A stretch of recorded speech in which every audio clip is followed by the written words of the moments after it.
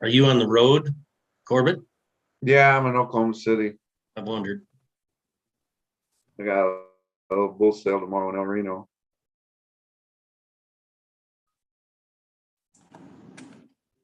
Okay, looks like we're live. Hopefully we get some folks tuning in here. We're going to wait till we've got at least a couple of you guys here logged on. I can see the numbers coming in.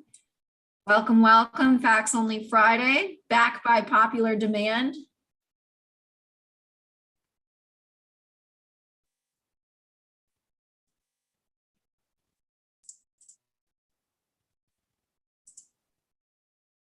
All right, have some more folks coming in. Welcome, welcome. We are on Facebook and YouTube. So we'll see who tunes into both of those streams here. You might see me clicking back and forth between a few tabs, trying to keep up with you all. Feel free to drop some notes in the comments though. A hello, where you're dialing in from. As you already heard, Corbitt's on the road in Oklahoma City. Justin just finished up a sale today in St. Ange. Let's hear what you all are doing out there on this lovely Friday. We are a bit early too, so if this time works or doesn't work, you guys let us know. There's a better time here to go live.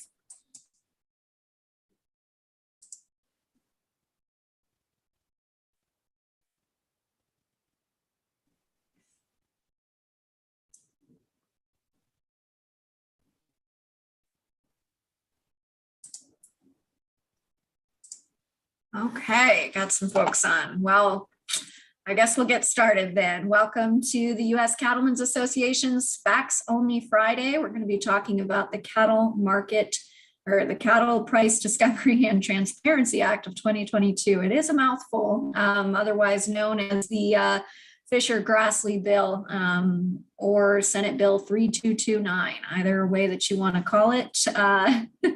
That's fine by us, but we had pretty big news on Monday. All four of the major co-sponsors on the bill, so that's Senator Fisher, Senator Grassley, Senator Tester, and Senator Wyden, released an updated version of the bill on Monday that includes some feedback that they received from USDA on some technical items, and then also feedback that they received from their other Senate Ag Committee members. So a thoroughly vetted piece of legislation that USDA is proud to stand behind. But I am not going to suck all of the air out of here tonight. I'm going to turn it over here. We've got Corbitt Wall, you'll know him with DV Auctions Feeder Flash, and of course USDA's Vice President Justin Tupper here today to talk more about what's in the bill. And then we want to hear from you too. So the live nature of this discussion means that we can answer your questions in real time.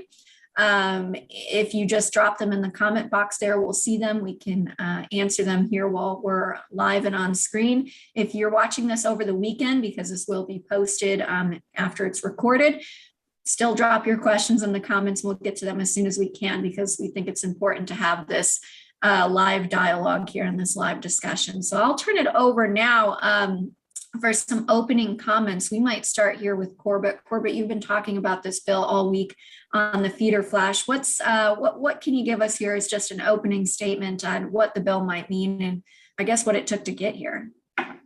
Well, that's the key, Leah, is what it took to get here. And from some of the criticism that I've seen just on my report this week, talking about the bill is seems like people think that we just drew this up last week or something. I don't know, or we didn't have a consortium of people involved with it and hashing the language and voting on it. And I don't know how many conference calls we've had. I don't know how many meetings we've had, countless emails, texts, rallying cries, doing everything we can. And people are frustrated because the minimum mandated level of negotiated trade isn't higher. It's as high as we thought we could get. And we're pretty sure we can get it. I mean, why would we want it any less? So I think that's the main thing is I want people to know how hard you in particular, but the marketing committee and the lawmakers that are involved in the bill have worked to get it this far. And it's amazing that we've got it this far and that it has significant support. And it's been basically endorsed by the White House administration. And we feel very good about the Senate, and we're feeling better every day about the House of getting this bill passed and making it a law. So I'm very excited about it. And I said in my last visit, I truly feel in my heart that this is our best chance to get something done that could preserve this industry as we know it today. If not, I don't see any other bill or idea or anything making it far enough or doing anything to save it as much as this one would.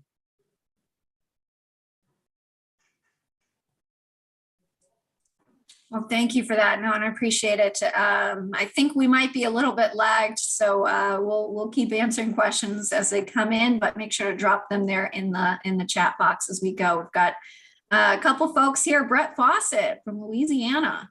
Thanks for joining us here. We'd like to hear where else you all are from here this evening, so drop it in the comment box.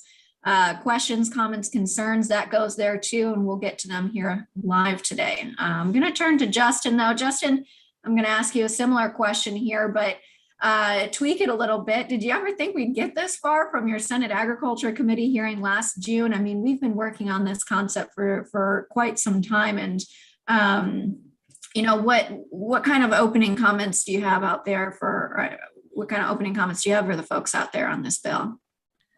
Well, I would echo what Corbitt said, and the honest truth is this bill, or what we began to work on, started in a bar in Billings, Montana about 3 years ago. Corbitt, myself, Lee Richmond, several others, and we just really thought there was something we need to do to get in and help these markets. And you know, I think that's the thing that two things that people don't understand about the bill. One, just exactly what Corbitt said, that it's been a very long, arduous process, and we do not have everything we wanted in there. We have to give and take. That's how it's done to get things passed. Two, I think the other huge part of it is we're not done working. If we get this passed and we get it through, we're still going to have to continue to work to get those minimum levels higher, to make sure that it's functioning in the way that the packers and the big corporate feed yards didn't get the way they are in one day. And they're going to have some very smart people looking at this, and they're going to flex and do things to change. And we're going to have to be able to change with them. So I think one of the misconceptions sometimes that I hear is that this is somehow going to be a be all fix all, and it's going to be one time and done. And that's absolutely not the case. I think we all know that we're going to have to continue to work on this year in, year out. And when the packers move and flex, we're going to have to be able to do that with them. And this bill gives us flexibility to do that. That's one of the things that we're pretty proud to have in there, is that we get to dig in and make sure it's working the way it's supposed to through our peer groups. I think the other thing that I'd like to say is, I think, and Corbitt does this much more than I do, but when you go out and talk to people, I think people need to understand that all the cattle groups don't necessarily agree on every issue, but I think we've got to be cattlemen first. And that's what this bill does. It puts cattlemen first and works to get some of that leverage back to the producer level. And I hope that we can stop the arduous bickering about the minor things in and out of the bill, and get something passed and meaningful legislation passed. And then let's see what we can do. Let's see how far we can take it if we get this passed. I mean, in my lifetime, we've never had this opportunity to make meaningful change in the industry, and we're on the cusp of it. It's right there within our reach, and I think we're going to get it done. So those are the things that I hear a lot, and again, I know Corbitt hears more because he gets to be a big sounding board, and we thank the people that have worked tirelessly to make this happen. There's been a ton of work put into this, Leah, you know, and you've been a part of that, and it just doesn't happen.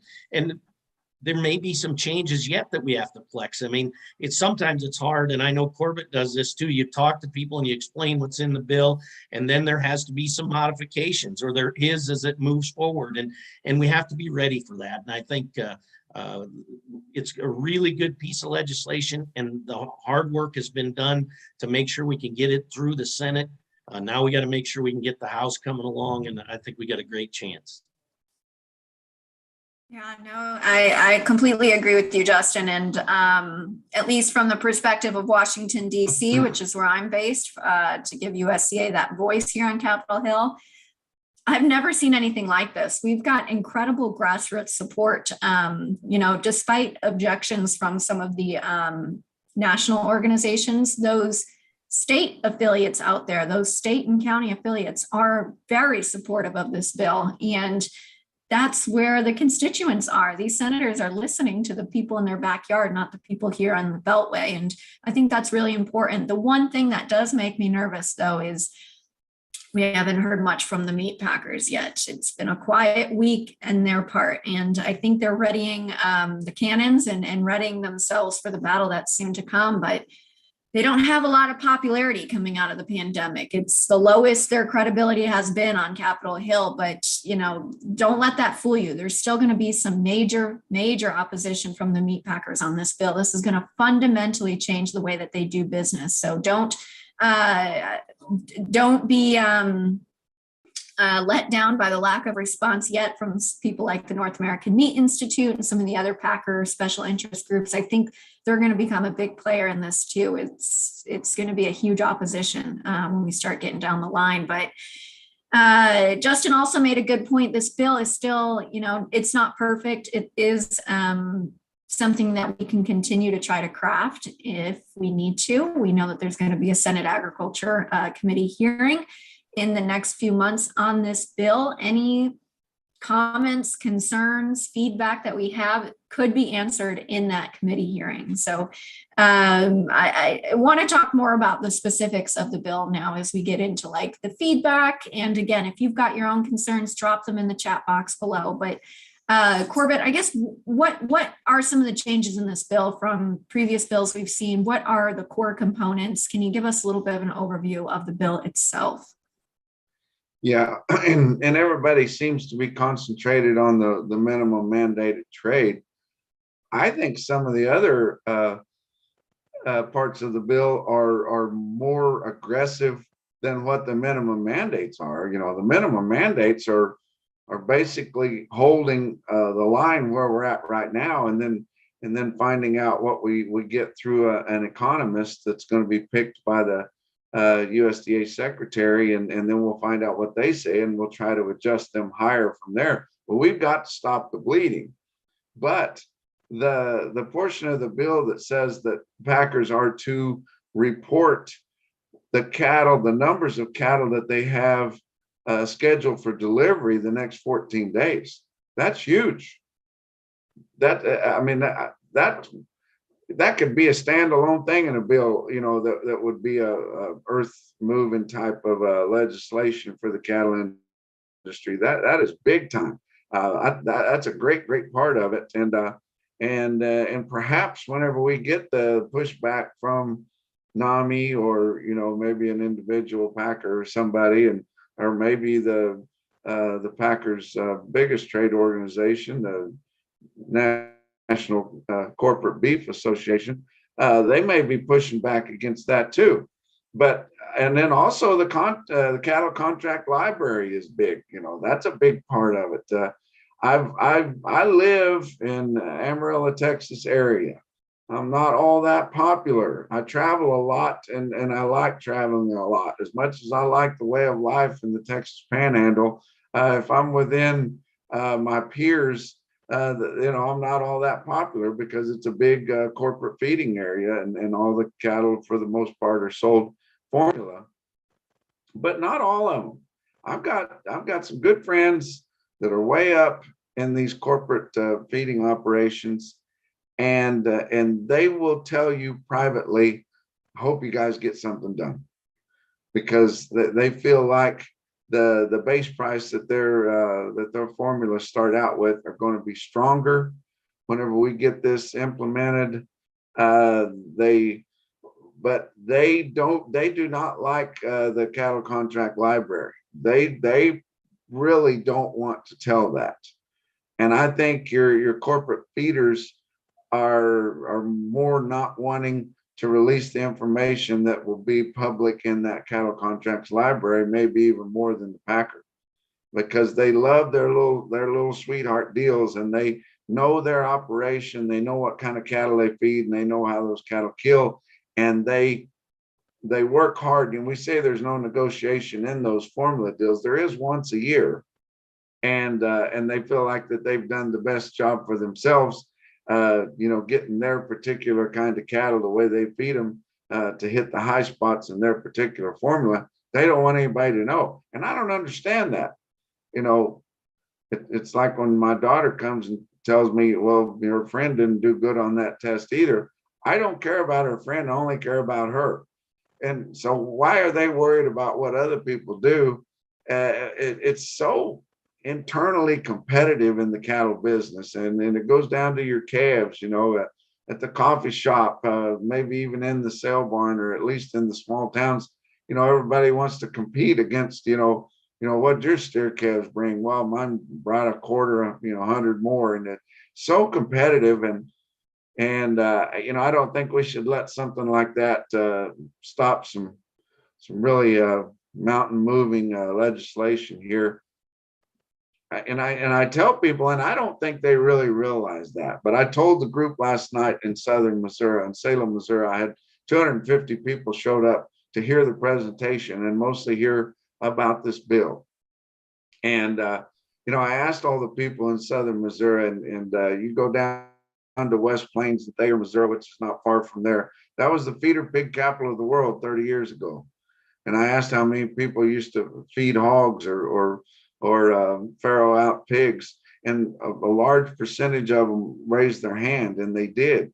And I said, well, how many of them were excited when you took your pigs to the feeder pig auction? And they all raised their hands. They loved going to the feeder pig auction, just like Justin's customers love to go to the sale barn at St. Ange. And I said, when's the last time you went to a big feeder pig sale?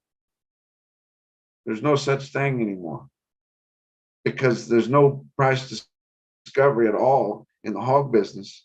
It started at the top whenever we lost all of our independent hog feeders, and your corporates and your pork processors own all the hogs, and they're all under contract. You don't have to put out a price for them anymore. There's no price discovery. There's no competition, and then it trickles right down the line to people that were raising pigs, in a farrowing house. It can happen exactly the same way, people, in your cattle business, and it scares me to death. And I don't understand why it doesn't scare other people that much. Yeah, no, those are some great points. I wanted to give Justin some room to elaborate there. Well, I can't agree more. I mean, I think that there's no coincidence that a lot of the people that are really pushing this bill are auction guys. And I think for me, one of the things that I think about all the time is we got to have competition. And competition, I have a sale barn 15 miles from me, and competition makes us better. Good competition makes us better and gets us better prices.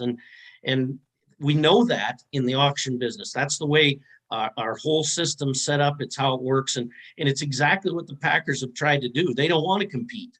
They absolutely don't want to compete. And these AMAs, and some of them are great, and we're not against an AMA, but what they've done is allow them to get control of a number of cattle and then price them off of a very thinly traded portion of the market. And I think for me, it's about competition, and that's what we got to get them to competing. And if we can get them to compete when the numbers swing our way, that's how we get a big market. That's how we get a big move in it. And they have had the numbers game, and we need some shackle space, and there's a lot of good things happening with some of these packing houses being built, and there's been a lot more of the private sector digging into those. But I really think the core issues that we've got to fight for is the competition, and if we can make them compete, we can make them pay for them. We're not You know, when we talk about mandates, I don't think any of us, Corbitt and I have talked about this many times. We don't like mandates either. And we don't like the government sticking and pushing around, having to tell us what to do. But there's no other way to get a referee in this game. When you have four major packers, you know, it's been said 80, 85%, whatever the number is, they control the industry. They control it. And the only way we're going to get in there and make them compete is make some rules that get a little tough on them. And that's where we are. And I can't say it enough. I think this piece of legislation that can pass, and that's the key. I've heard from a lot of detractors, you know, that this isn't in there, or we should have asked for more. We've been down this road. I mean, literally been down this road trying to find a path that can pass. And I think that's one of the things that a lot of people that are against the bill don't understand. I mean, we can wish in this hand and you know what in this hand, and we get nothing. And that's, we can't have that. We've got to get something, and we're right there. And I think we can get this done. And again, it's not saying we're going to stop. It's just the beginning. Leah, your job doesn't get any easier. We aren't going to let you off the hook. We're going to make you work some more. Very true. Yeah. I'd like to add, Leah, that, you know, people that criticize this bill that want change, they don't like it because the minimums aren't higher. Well, we're not there yet. We're hoping that we can adjust those higher down the road, but we have to leave room for the way that other people do business right now. You know, they want 50-14. Your corporate feeders that pretty much control your feeding part of it, and then their packers, packing partners, they feed more than 50% of the cattle. So where are we going to get 50% negotiated if your formula guys, and they're under contract, if they've got half the cattle, we can't have half negotiated. It won't leave any room for the guys that are on the branded programs and the different AMAs for the guys that feed the real premium product. If we won't leave room for the guys that feed the less than high quality cattle. They've got to be fed too. You know, the junk has to be fed. A lot of those guys like to sell those cattle on the rail, and because they just get along better. You know, this bill the way it is right now leaves room for everybody. We're not completely upsetting the apple cart. We can still do business as we've been. We're just going to preserve that negotiated cash trade level that we're at now and begin to start working towards cranking it higher. And don't forget, this thing is adjustable. It's never going to end. We're going to continue to say it, just like Justin said. We're going to keep working on it and keep cranking on it. And we've got to stop the bleeding somewhere. I know those are good points there, and I want to keep going on the numbers front because I think it's important. And we saw some of these studies come out by economists all over the place, Texas A&M, University of Arkansas, and a lot of the opponents of this bill pointed to those studies as reasons not to implement the bill. But within those studies were some really interesting tidbits. One of those being, if we don't do something like establish a mandatory minimum, the Texas region is going to go down to 0% negotiated trade by 2026. That's not far away. And you know, the 10 or 15% that this bill would set the Texas region at is, you know, way higher than that 0%. I mean, 0% negotiated trade. And I think RCAF put out a couple studies here yesterday, and you know, I read through them and I didn't see much of an argument against this bill. Again, if anything, I saw arguments for this bill. And we've got to be careful because it isn't, you know, that we're against AMAs or anything like that. I've got our board member, Brett Crosby, who always reminds me of that. We can't get into that argument because that's the way some people do business. The argument is raising, you know, a high tide raises all boats, or whatever that saying is. And I think it is important to go back to some of those numbers sometimes. So, you know, we're about 25 minutes in here, Corbitt and Justin. We haven't really gotten to the tough questions yet. And I haven't seen too many come in on our comments here, but we do have past President Kenny Grainer who did say, what do you say to the naysayers about that the penalties aren't set high enough? And Corbitt, you and I were talking a little bit before this about what happens during non-compliance. So what happens if a packer just decides not to participate?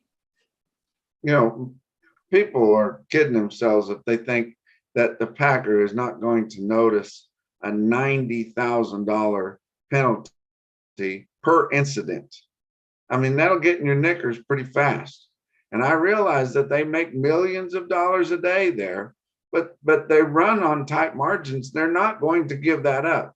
And it's going to be well publicized if they begin to become penalized and they trip those triggers. The ARC branch there of USDA, Audit Review and Compliance, they're going to be going in there at least once a quarter, and they're going to be the ones that are enforcing this. And you know, if they see that they're blatantly misusing this or not following the rules, you know, they're going to give them a penalty, and then ag media is going to get a hold of it, and they're not going to want to do that. They're just not going to do that. They've never really done that with mandatory price reporting. It's been 22 years since we passed mandatory price reporting. Your packers were squealing about that just as loud as this. They fell right in line. They found data entry people to work with the system, the automated system that the NPR works through, and they follow the rules very well. And I just they're not going to do that. They're going to follow the rules. And then also Lee Richmond had a good point one of our calls. If they continuously break that rule and they're getting penalized, that's all documented, and then civil suits come off of that. They're not going to open themselves up for that. They just won't. Exactly. And the way that the system's currently run right now, at least my understanding, is that in order for a penalty to be enacted, you do have to bring some sort of civil suit. And this bill would immediately impose a fine on them of $90,000 per violation. So that would be, you know, per plant per week, which can add up quickly for some of these folks. And like you said, Corbitt, these are publicly traded companies. They're just not going to risk that sort of negative press, especially right now.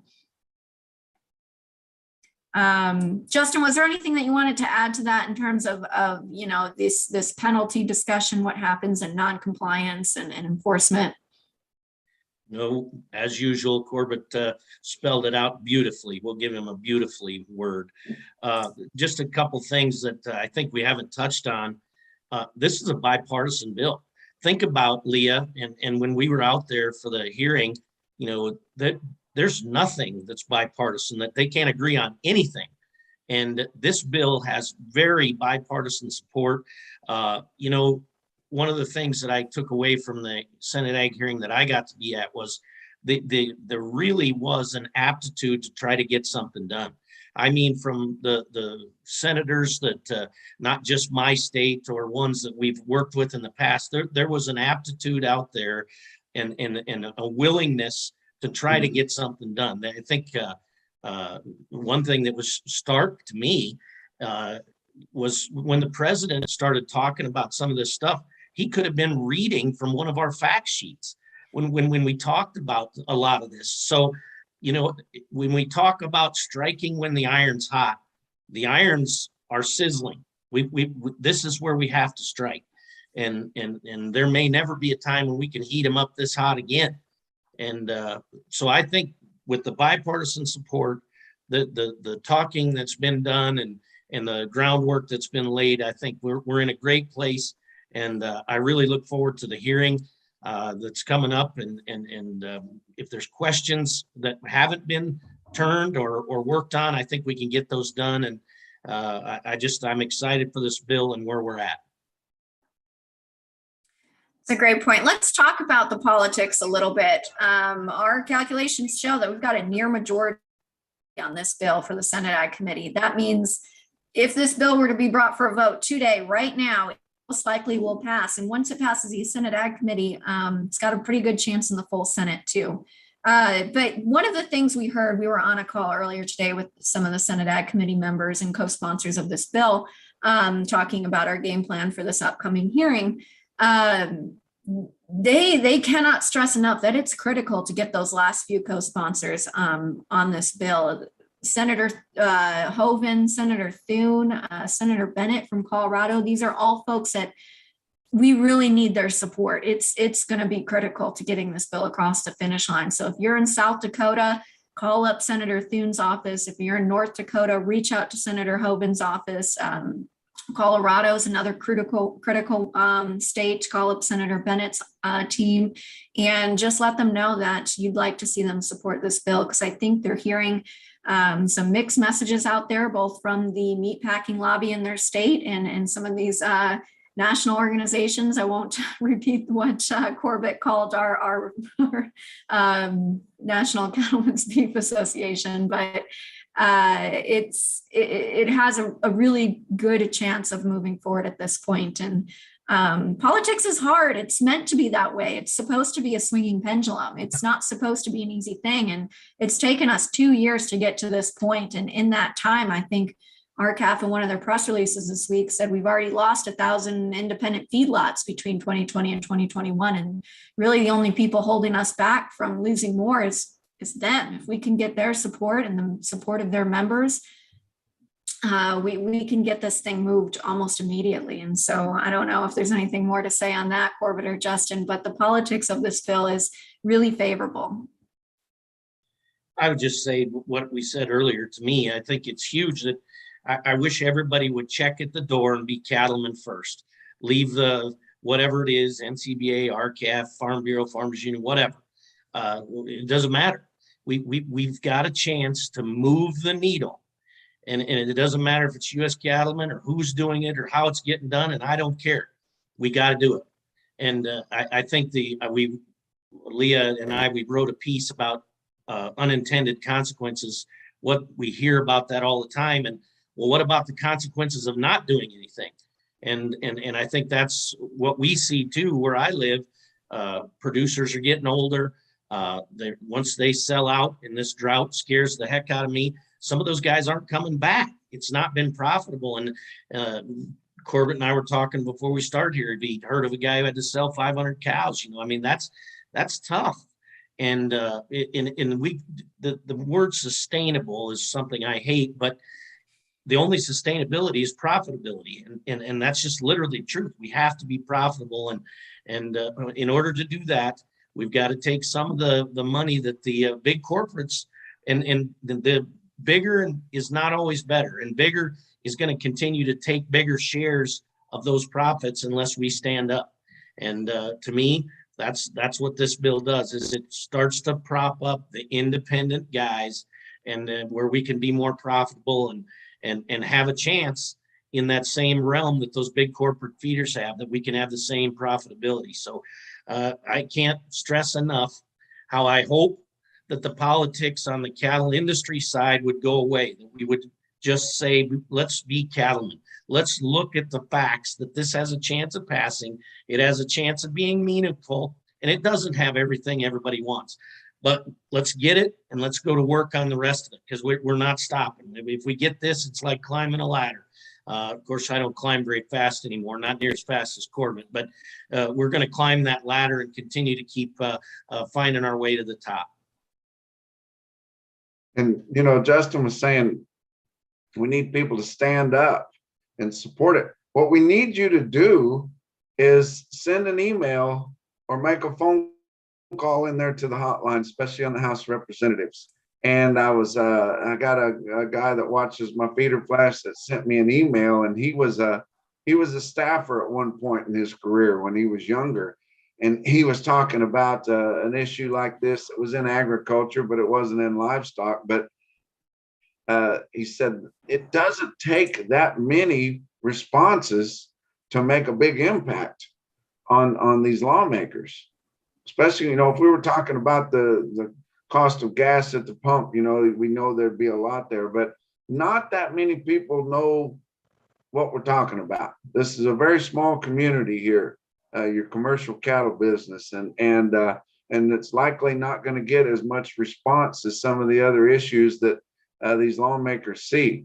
If somebody takes the time to make a phone call or send an email, that gets documented, and it makes a difference on these lawmakers, especially the ones that don't really understand what we're talking about and don't have a feeling one way or the other.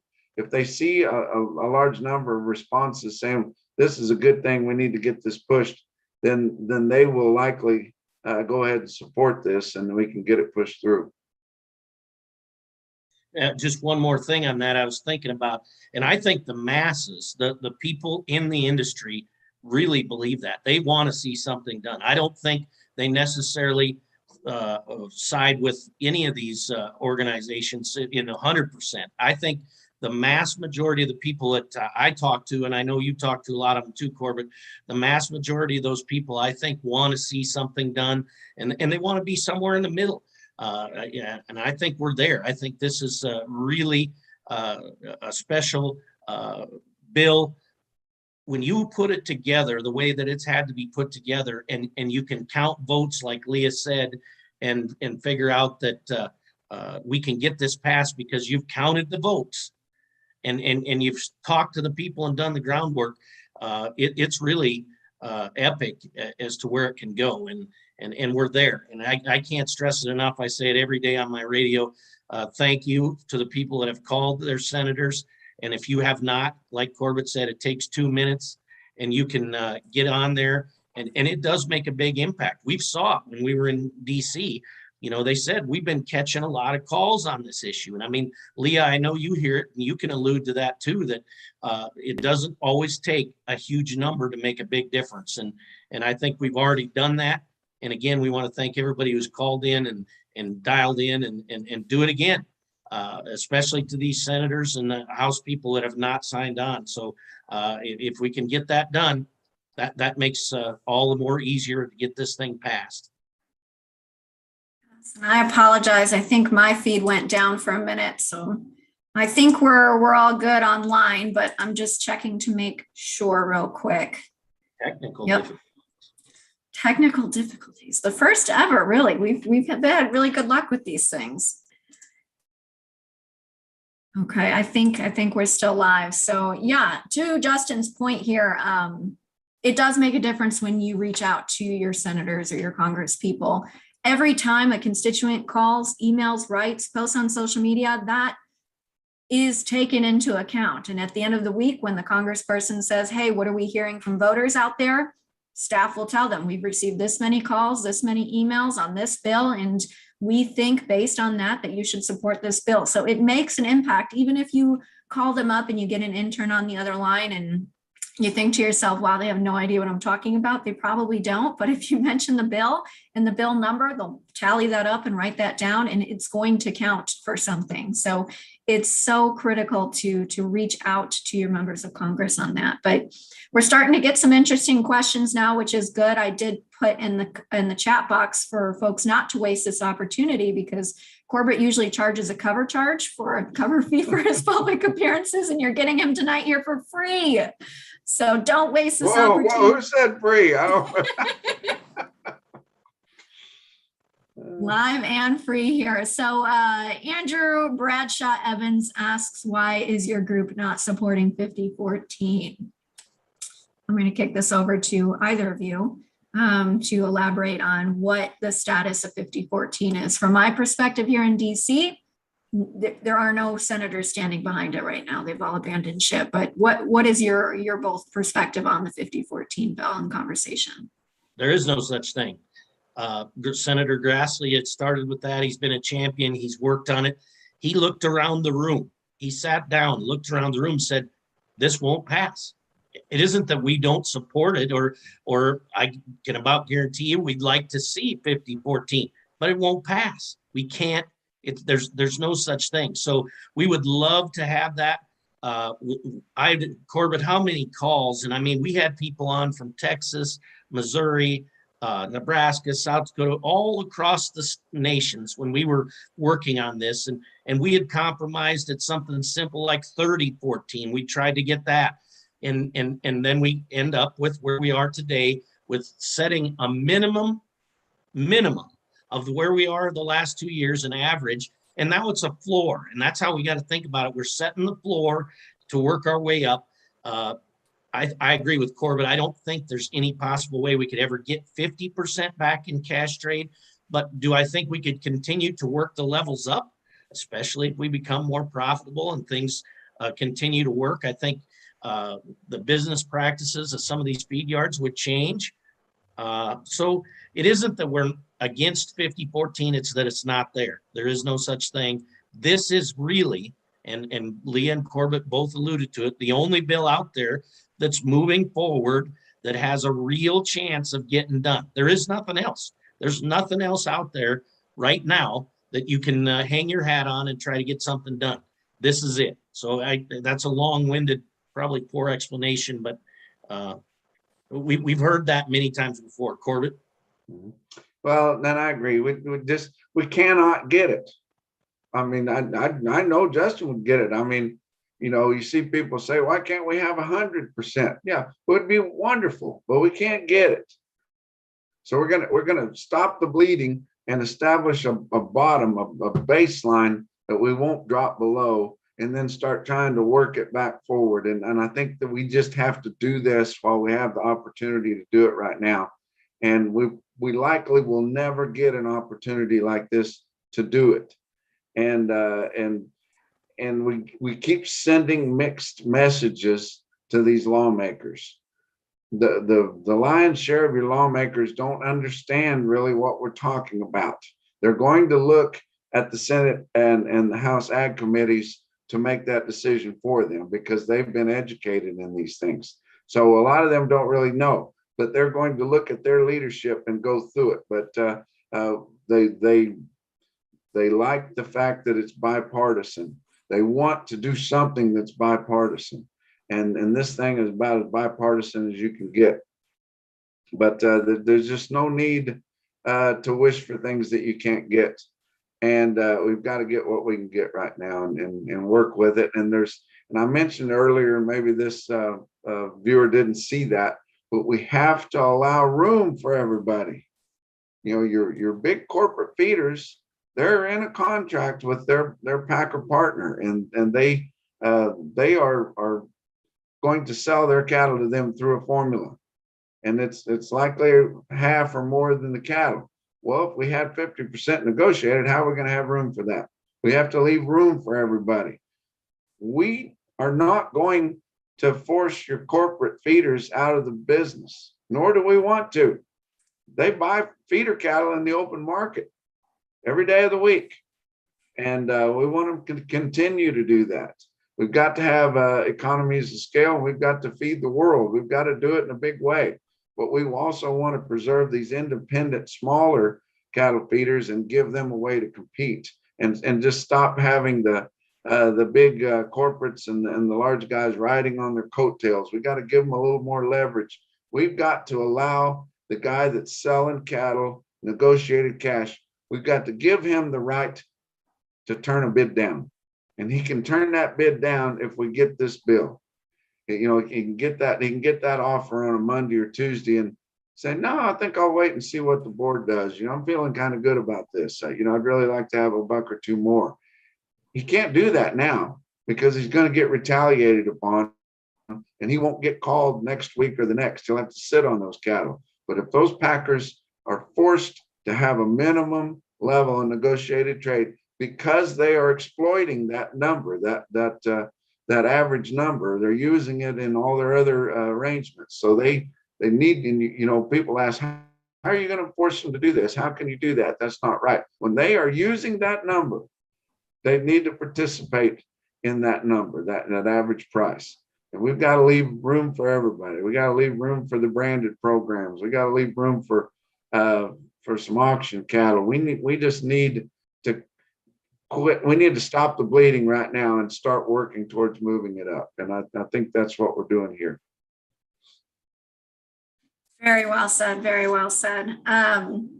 I did want to point out there that Jeremy Jackson from Arkansas, who Justin just visited him there for their Cattlemen's Field Day. He did say that when they met with their member of Congress today, they made it very clear that the opposition had already been in touch. So if he said, if you don't call, the other side's going to overwhelm us. And I wanted to make that point right quick, but Corbitt, great points there. And we are nearing the top of the hour here, and want to get a few more questions and answers out there. I didn't see this one in the comments, but I have definitely heard it elsewhere.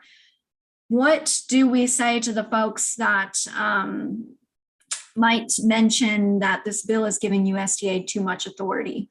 I know I've heard that as a criticism of the bill before. So what can we say, Corbitt? I mean, if you are a Feeder Flash member, you know that Corbitt's been previous USDA, and maybe you can give us a little bit of that insider information and perspective there, that this bill, does it give USDA too much power?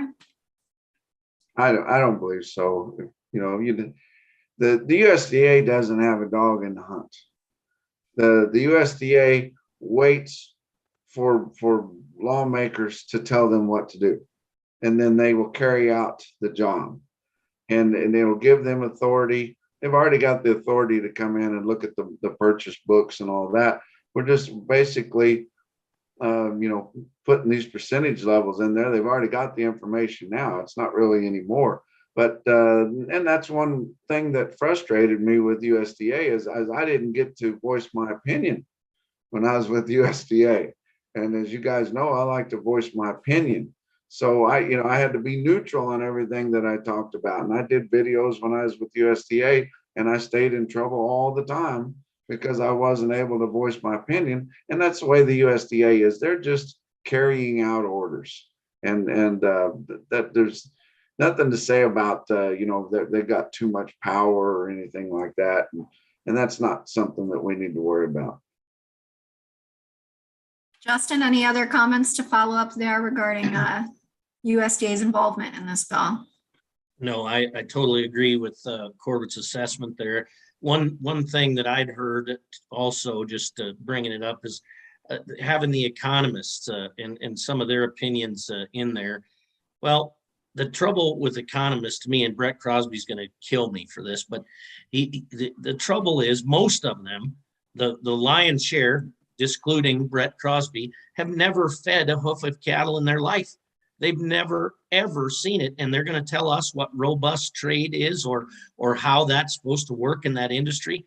I get frustrated when you see these land grant colleges and an economist that gets paid by some of those people that are lobbying for them. And they come out with these crazy antics that this is how we need to do it. And they've never fed cattle in their life. So that's one thing I've heard. And I think that's another reason that the industry has to be in there. We've got to make sure the real voices of the people that actually do the work are being heard, and not just numbers being pushed around or somebody saying it because they got a grant to write some economic paper that tells us what robust trade is. So I think that's a big thing, and it's a frustrating thing when you have people that aren't even in the industry.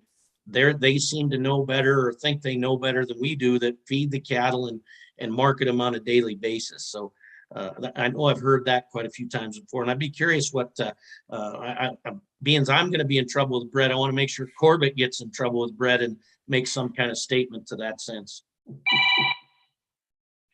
Well, I don't want to get in trouble with Brett's wife. She's a lot tougher than he is. So, but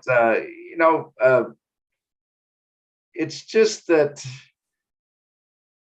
if we and that's one wild card, is this economist that's going to tell us what this trade is, what robust trade is. But we know it's going to be higher than what we're at now, so it's a good thing, right? And there's some things about what we're doing here that rub me a little bit the wrong way, because I'm conservative in nature, and I don't want the government to have extra power or something. And I talked about that a while ago. It's not really extra power. They're just carrying out a job because they're neutral and unbiased. That's what they're doing. The USDA is. But then, and people say, well, why do we want them involved in our business and all that kind of thing? The government regulates all of our trade.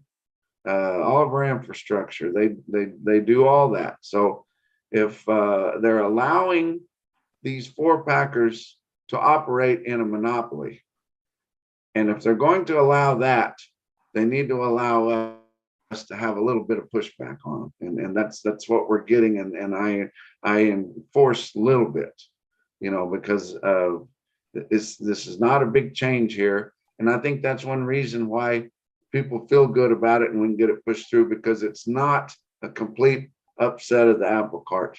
It is some subtle changes that are adjustable and can start working us back the other way.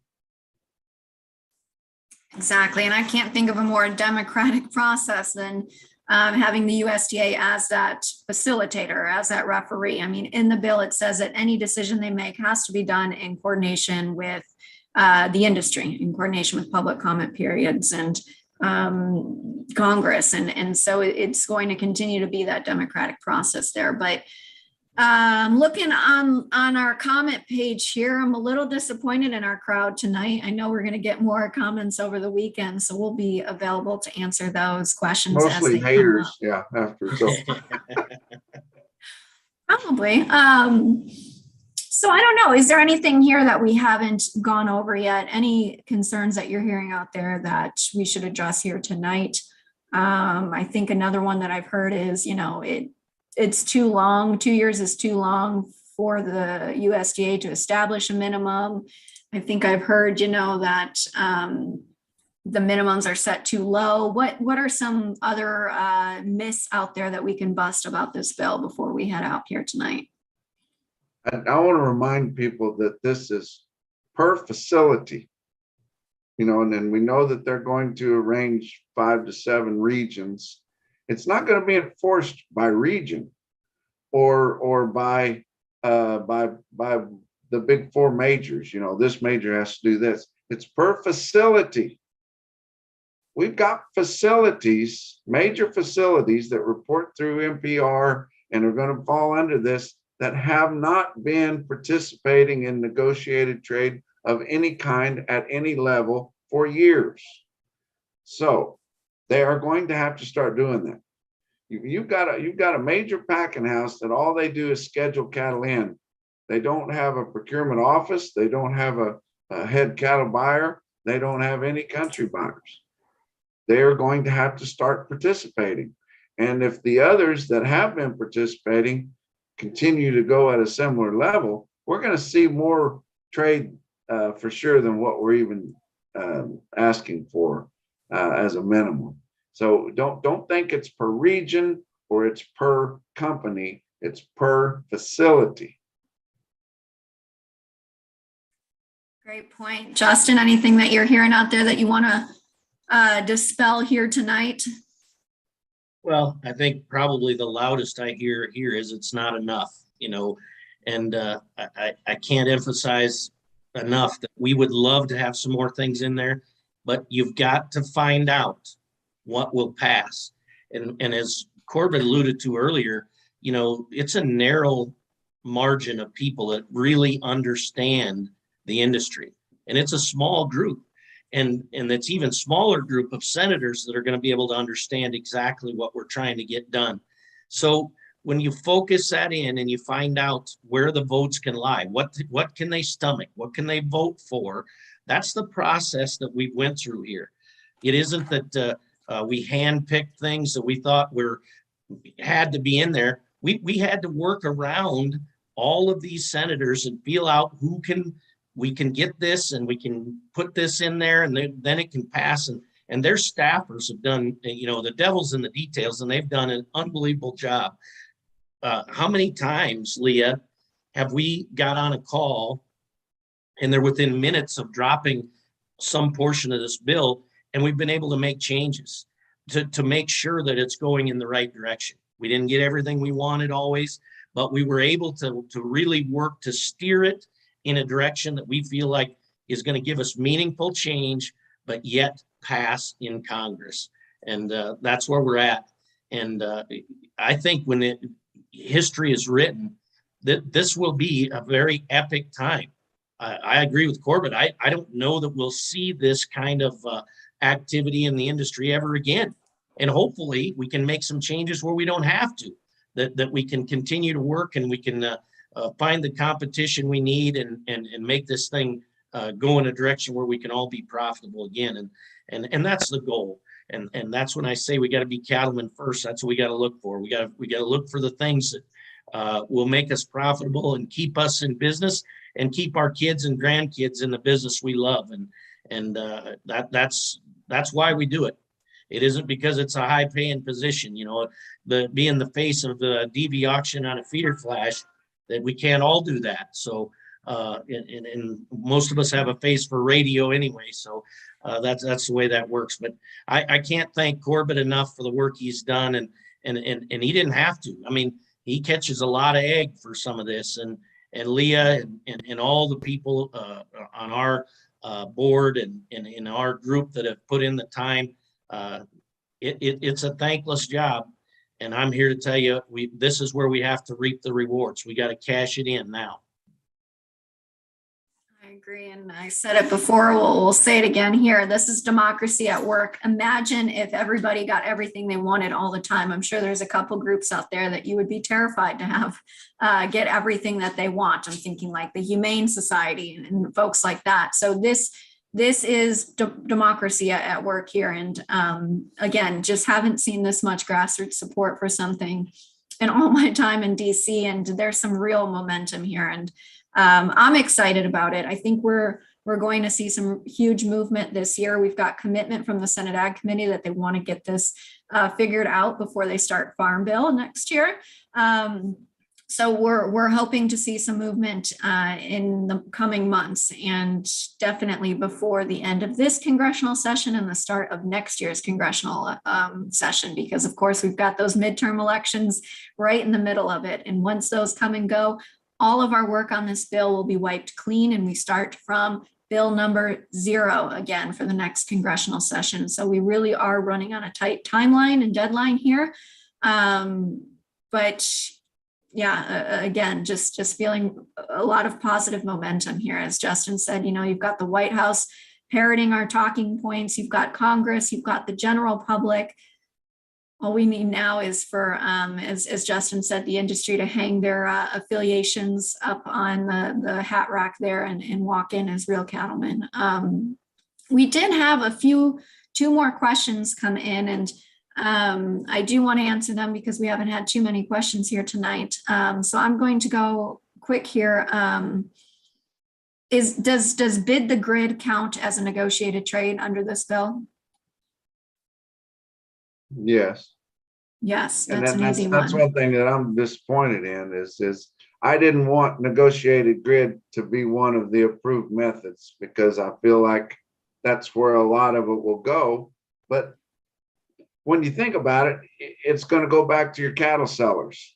They've got to try to get pure cash trade if they want it to, or they have to get the packers to negotiate that negotiated grid. Because we've seen over the last year or so, since this has come up, we've seen a lot of bid the grid or negotiated grid cattle turned in, but they're all at the same price. Well, there's no negotiation there. You know, this is not a deal where your cattle sellers can just sit back and let it all roll in. They're going to have to learn how to price their cattle and hold their feet, ask more when they feel like that we can get more in the market, hold the line, work together. You know, God knows the packers are working together on what they're bidding for the cattle. You know, guys need to work together on what they're going to ask for them and try to hold the market together. But yeah, the bid the grid is definitely one of the approved methods, and likely going to be the largest one, especially in the Southern Plains, I would say. Great. No, thank you for that. Thank you for the question. Again, really appreciate kind of the live discussion here. It's always fun to be able to see questions come in and answer them in real time. I'm looking now for any others, but I think that might be it here for this evening. If you're watching this at a later time, feel free to drop your questions. We'll get to them as soon as we can.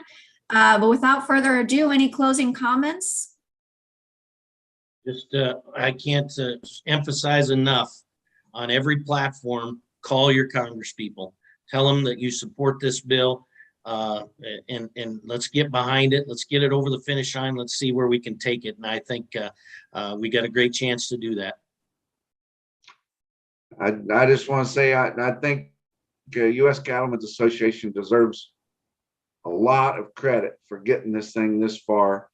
Justin Tupper is the vice president right now. We can't wait for him to be the big president, because we're so proud of him for hitting the home run when he went to the Senate Ag Committee hearing. But Leah, you're doing a great job back there too, and we appreciate all the work you've been doing, running around and getting those staffers lined out and getting the language right and listening to our mumbo jumbo and getting it into something that's legal and official. But great job, guys. And I think we're going to get this deal done. Excellent. Well, I wish we had some like rally music to close out with. We don't. So I'll just say, keep being loud. Again, can't emphasize enough, as Justin said, call your members of Congress. That's the only way we're going to see, or that's the only way they're going to hear you. Call, email, get your voice heard out there. But otherwise, thank you all for tuning in here tonight. We'll let you get back to your evening, and have a great weekend. We'll talk to you on the next Facts Only Friday.